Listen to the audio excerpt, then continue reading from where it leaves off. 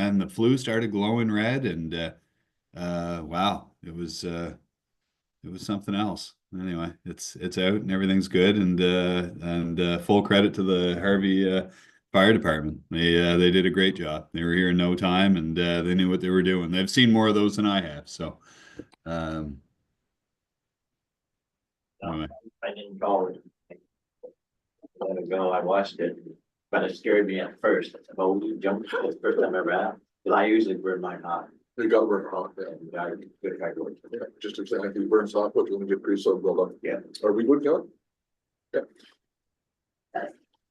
Okay, I'll call the Public Safety Committee for February 6, 2025 to order for 12 p.m. Can I get a motion to approve the agenda, please? Powell or Moncton? Seconder, Andrew. any conflicts of interest, disclosures? And We're good. So we'll move on to item 4, which is review of the advisory forum from last night's session. I must say that was an excellent session. It was really good to have the Fire Chiefs Association. They provided us with a wealth of information. I think that everybody that's here was there last night, I'm assuming. Yep. But one of the things they mentioned was the safety.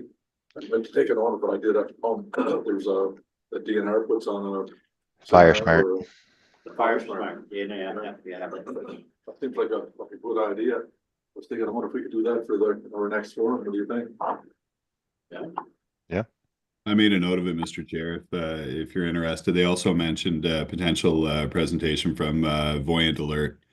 That's another one too. Yeah. Yeah, it might be some value. So that's certainly something we can make arrangements for. Yeah, that's two we can certainly look at, fire safe and Voyant Alert. We have a hard time gathering. I don't know why people don't want to hook on to that. Blows me away. Yeah, there's funding available, I think, to have, like, if you want to have a public open house or whatnot with Voyant.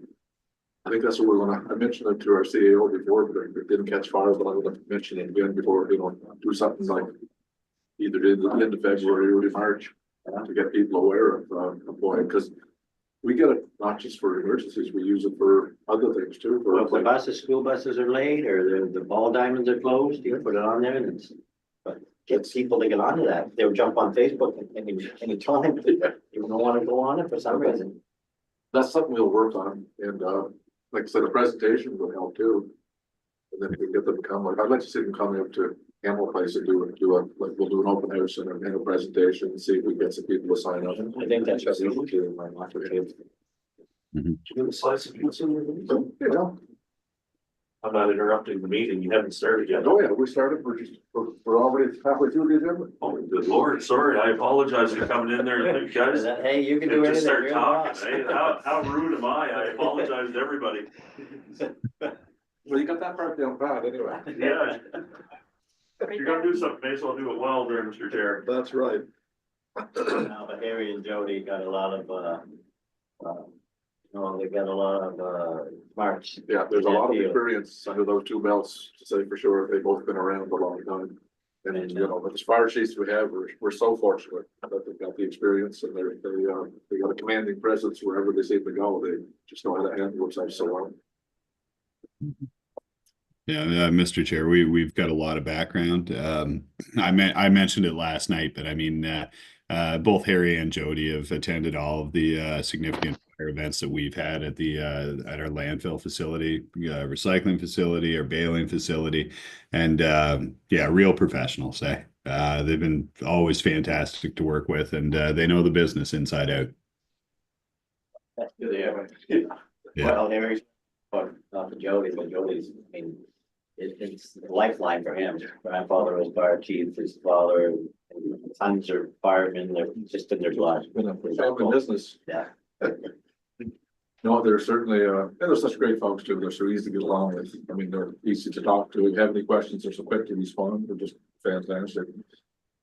Mr. Chair, if I may, I just to echo Brett's comments there and the comments of Director Powell and yourself as well.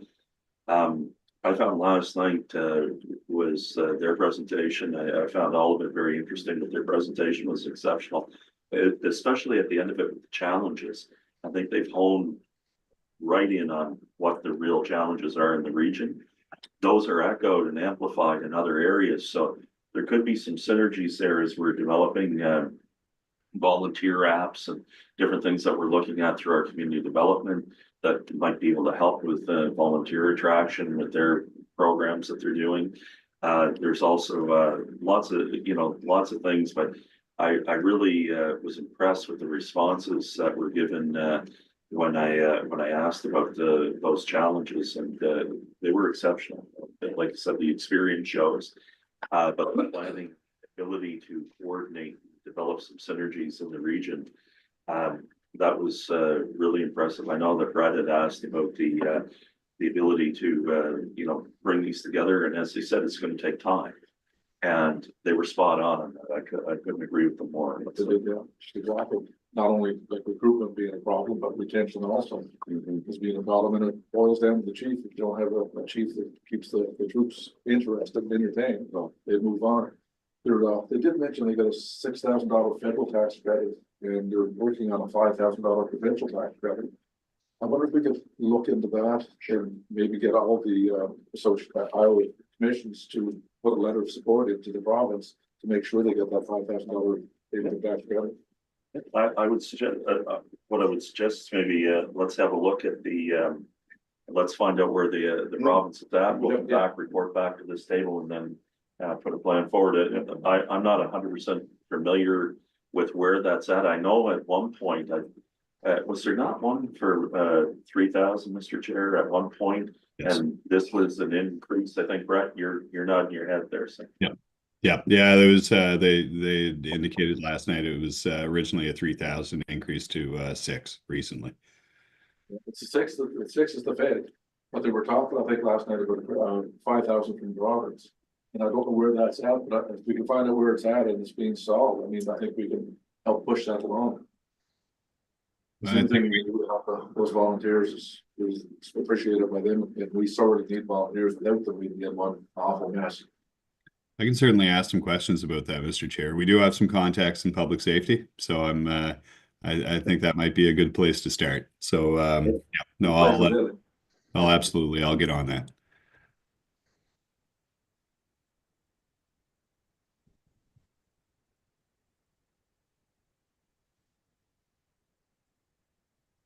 About the RCMP, they're reporting to there was stats seem to be leveling out a bit, and there was no great big red flags in the stats, and there's really huge problems that are not able to lie for any of the areas. Anybody notice anything? Anything same kind of stats on this every monthly now, nothing really jumps out at them. I've never ran across that corporal before. He said he lived in Hanwell, but I never ran across him. He's been around, he's from locally from the area anyway, but then you hardly ever see Dave. That's about the second time I've seen him. He's been here 15 years. He works right out of our building, but that could be a good thing. Yeah. Director Val. I'm sorry, Mr. Chair, through you to Director Val. That could be a good thing, you know. Yeah. So. Keeps the low profile. Yeah. But I did, if you don't mind, Mr. Chair, I did think that the presentation of the stats is very good for public consumption because it's an easy read. Right. And when people get that, it's not hard to disseminate. They use the color coding. They talk about things. I think, there was that definition issue last evening of, around certain different types of crime and things like that and how they're defined. But overall, it was pretty self-explanatory. I thought it was. If anybody reads the report, at least they can interpret it properly. And he was, and on his behalf, he was just thrown in to do that. Oh, yeah. Yeah, the other fellow was here. I think he was probably told at 4 o'clock and what to show up at the regional service person. Yes. I took phone calls yesterday afternoon. There you go. It was a last minute situation. Yeah. What was Luzon, they were on sick leave, obviously it makes a difference. Well, one thing he did say is they've noticed the difference with the extra officers that they do have, so. Because I think they were going to get 20, but they didn't. No, I think for our region, it was Brett, correct me, or Kelly if I'm wrong, but I think it was 10 or 11 for the capital region. 11 for the whole region. For the region, we were one of the largest beneficiaries of those additional officers, if I remember the announcement. Because our region was so big, so yeah. I've noticed the couple of the RCP SUVs in subdivision, and they weren't just the ones that live there, so, you know, they are making an appearance. Yeah, I find Mr. Chair, I find their presence has been increased throughout the region. I often have occasion to travel to the various communities that make up our region and, you know, I think, excuse me, on occasion, not just on the highways, but when you're going through the communities and stuff, you'll see increased visibility and I think that's important. Yeah, oh, for sure. We'll show the colors and that way people know they're around, so it makes a big difference. Yeah, just to drive through, you know. Well, that's why I used to tell them, if you're gonna go to Fredericton, go through Lincoln and then come back through Cornish or something, just go a different route. Like just the same in Ormoco, if you come up Ormoco West or where the attachment is, so just come the back way and go through another different road. You can see, so, you know, again, people see them, they know they're out and about, helpful that way. You can be sure if the general populace are seeing them, so are the undesirables. But we've been lately, except for our band, crime was pretty low in Ormoco. So, Was there any other comments from last night's presentation, last night's forum? Mr. Chair, I mean, my only takeaway, I mean, there were a couple points where we were asking why certain numbers jumped. And I thought it was telling that it came down to, you know, the corporal was familiar with individuals that could single-handedly drive up crime in some of the municipalities. I think it says two things. I mean, one, that it obviously is, a lot of these numbers are being generated by a small, you know, percentage of the population. And the other is if one individual or two individuals can single-handedly drive up the numbers in a notable way, the numbers are probably pretty good to begin with. and when they're low, that means they're in jail, and when they're high again, you look at that same bunch, they're out of jail again. That's why that's, I just had a break in there a month or so ago. And they took, mostly food. So, yeah. As far as directions to staff, other than checking out with public safety and the provincial revenue, as far as the tax credit for the volunteers goes, is there any other direction to staff that we're about thinking of, you're talking about, or?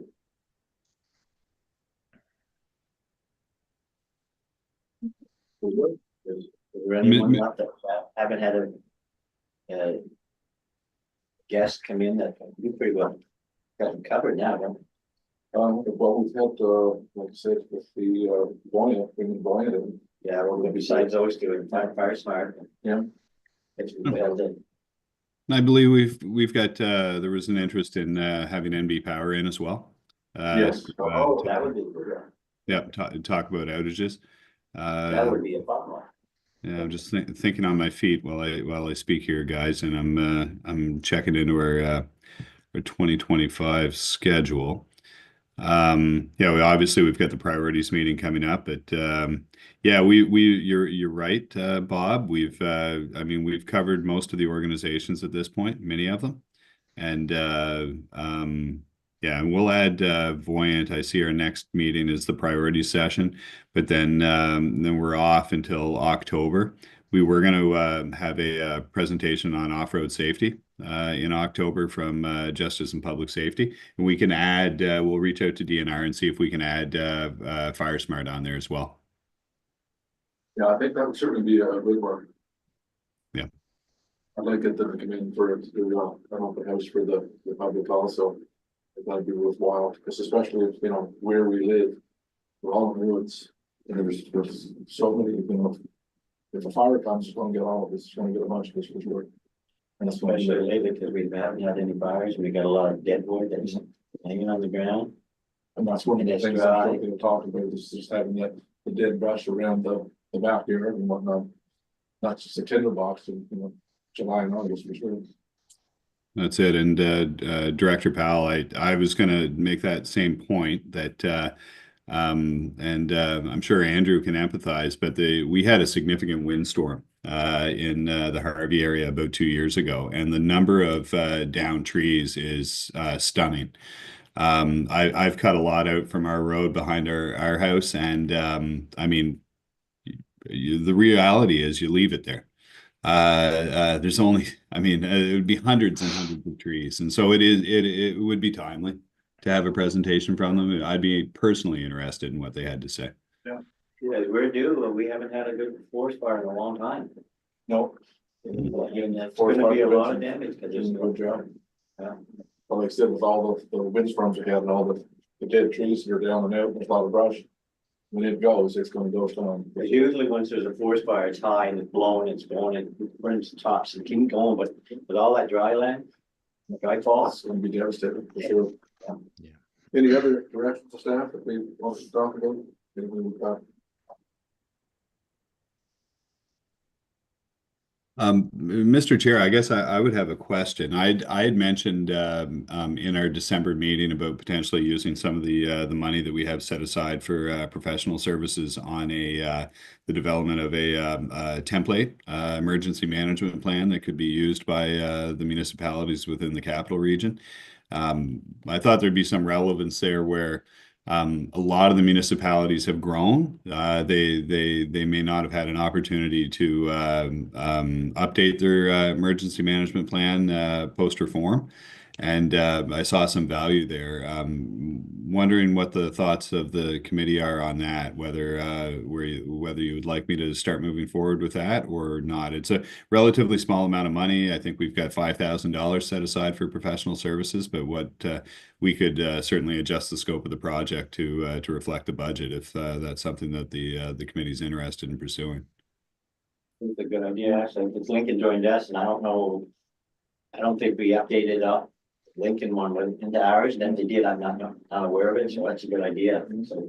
Yeah, the same with us with the former Kingston LSD. You know, I suspect with the fire department separating the LSD, they have emergencies, plan of template some type, but I think it's worthwhile looking into. And again, it's something that we can standardize and get into all 14 of our municipalities. Mm-hmm. Well, if the committee is okay with it, then I'll start work on that for us, and we'll have something I expect to bring forward to the committee for review and discussion in the fall. Yeah, I think it would be relatively straightforward. The other thing that I noted last night was in talking about the shared inventory, I was very interested in that. There was reference to tanker truck resources in certain communities, ladder trucks, for example, in Oromocto. I thought it was, we have a lot of truck. yeah, well, there you go. And it's great that John's here because I know, John, you've done some work on asset mapping, and Yes. and I wonder if that same kind of principle could be applied to first responder resources. That was sort of the thought that went through my mind, and I'm not sure if that's that has value or if it doesn't, but the thought did cross my mind that it may be worth investigating, and we may be able to assist in that. I don't know if we want to go down that road or not, because like Jody and they both reiterated last night that they know who has what, and they reach out, and they've got a real good system going. So I feel saying that if it's not broke, don't fix it. So it's a place I don't think we really have to meddle at all. They've got it all under control. They know what they're doing, and again, like they know where the assets are. They work well together. So I'd be more interested in staying away from them myself. But I mean, it's whatever the committee wants to do, it's fine with me. Well, it's a different route either way you look at it, right? You don't want to look like you're stepping on toes or interfering with how the fire departments work. They work really good together. Like they just respond so well together. And like you said, if there's when they need mutual aid, if Oromocto goes to Hamlet, they all do it. They all have an issue. They all work together, and there's no charge for that. So that's a really good thing. Because today, with budgets the way they are, I mean, everybody's on that bottom line, right? So myself, I tend not to mess with it. Well, the thing with Oromocto, we have two boats, emergency boats. We've got scuba divers. We've got all this training, but we have to pay for all that stuff. So when we do that and give it all out, that's fine. But we put the bill. That's the only thing, the difference there is. We all do, like Hamlet Fire Department does theirs, like if it was in Caribbean or say to the city that we don't seem to do it. So like, I wouldn't talk with it, I wouldn't mess with that. So it's a pretty good thing, no matter where you go. Sure, that Andrew has his hand up there. Oh, sorry, Andrew, thanks, John. Yeah. Yeah, No, Andrew, no, go it's ahead. okay.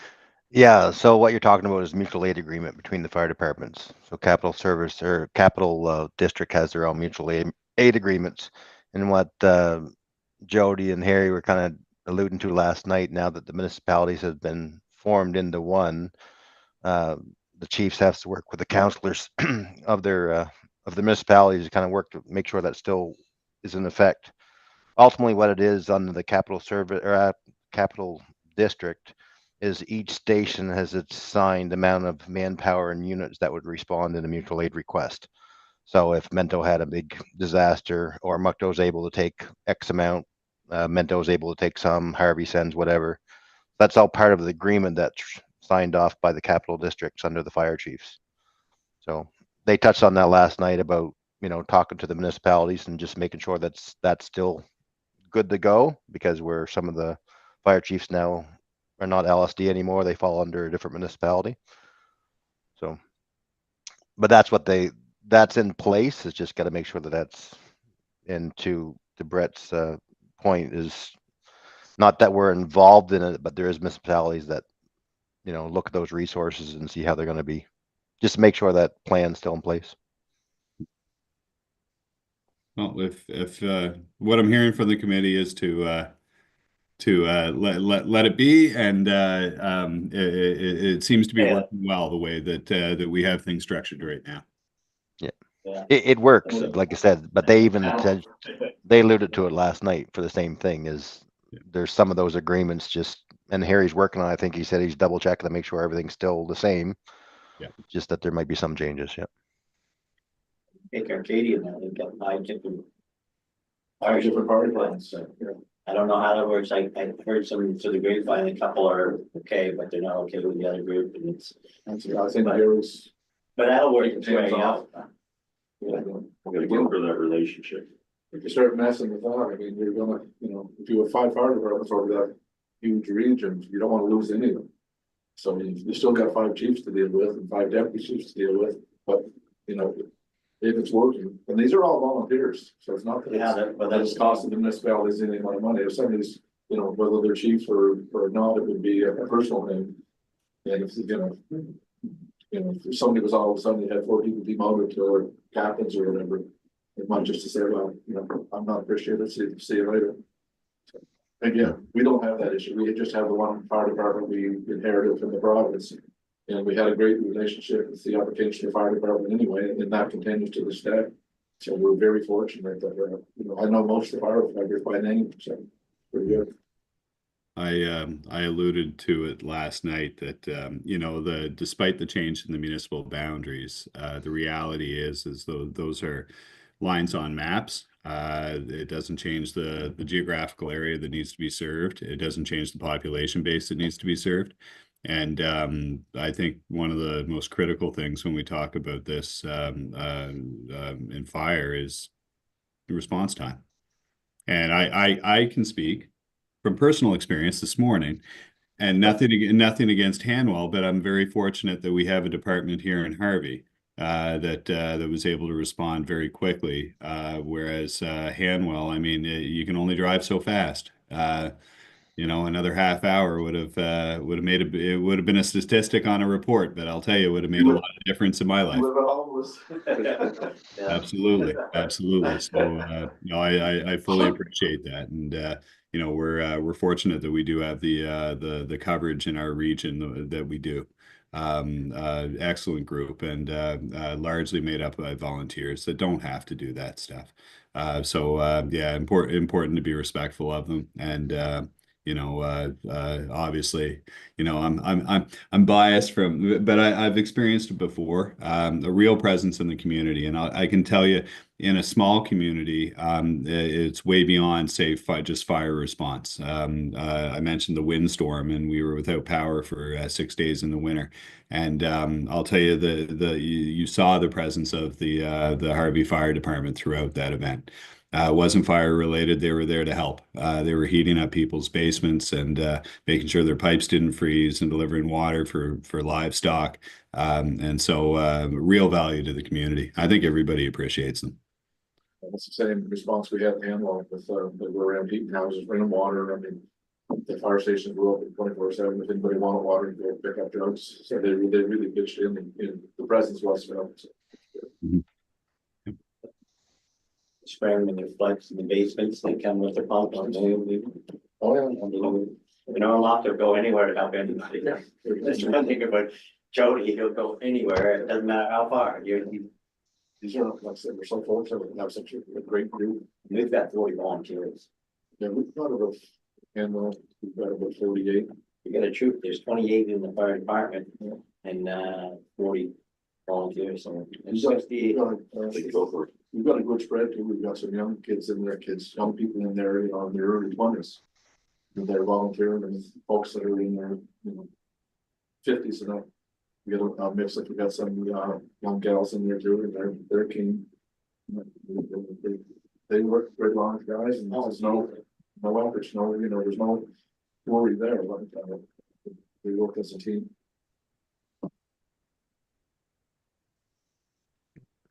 Okay, anything else? Are we good? I don't see too many hands on the screen or around the table. So it's all go for us. Mr. Chair, just before we go, I just want to apologize to the committee. When I came out, I noticed that the boardroom door was open, which is usually indicative that the meeting hadn't started.